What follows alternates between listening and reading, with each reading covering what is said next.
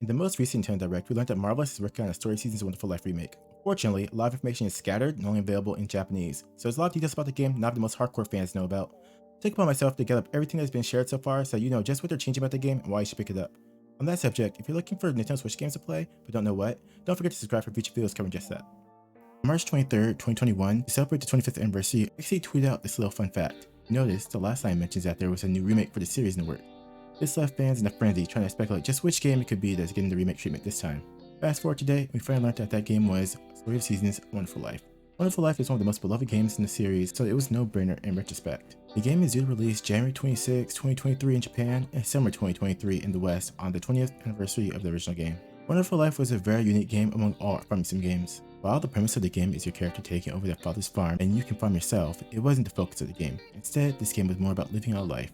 In this game, your character and everyone around them will age as time goes on, as you play through 6 chapters, and the decisions you make will affect your child as they grow from baby and up. The game truly lives up to its tagline, "In Forgotten Valley, let's make memories of a lifetime." Before we get into the new content and changes, let's talk about the old content a bit. I'm not sure if it's because they ran out of development time or what, but the original game was seriously lacking in content. There was only 3 marriage candidates in the original, with an additional one added in the PS2 version, and no festivals, meaning farming was just a means to make money. To make matters worse, the days were long and chapters were even longer. Thankfully, they seem to be addressing these issues in the remake. First, they're adding festivals to the game, which should put a lot more value on farming and give you something to strive for during each chapter. There seems to be a camera now similar to Pioneers of Town, but it remains to be seen what that will be used for. They're also adding a request board that should allow us to take on jobs for villagers around the town. It was also revealed that they're adding more than 40 new events to the game. That's significantly more than the original game as a whole.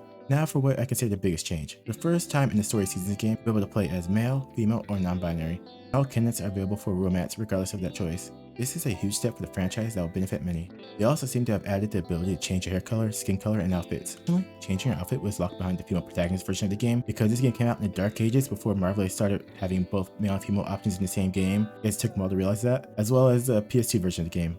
Those were both extremely limited, however. The official Japanese website promises that there will be even more features to announce in the future. In the original game, for bachelorettes, you had cheerful and hardworking Celia, the city girl Muffy, and the quiet Nami. With another candidate, the music inclined Lumina, who was a child in the original game but aged up to be a marriage candidate in the PS2 version. For bachelors, you have the traveling minstrel Gustafa, the carefree, irresponsible Rock, and the reclusive Marlin.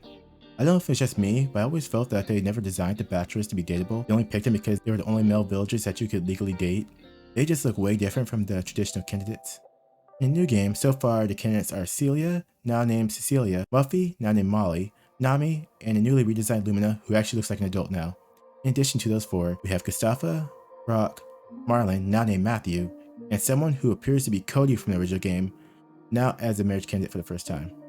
To lead back to my previous point about the bachelors, all 4 of the ones revealed so far are massively redesigned and look much more like traditional bachelors, which some people may love and some may not. I'm sure a lot of you are wondering why they changed the names that we all know and love. Well, I've never got confirmation on this, but based on what we've seen, this explanation I heard makes the most sense. Basically, as many of you may know, Story of Seasons used to go by the name Harvest Moon, and those games are published by another company named Natsume.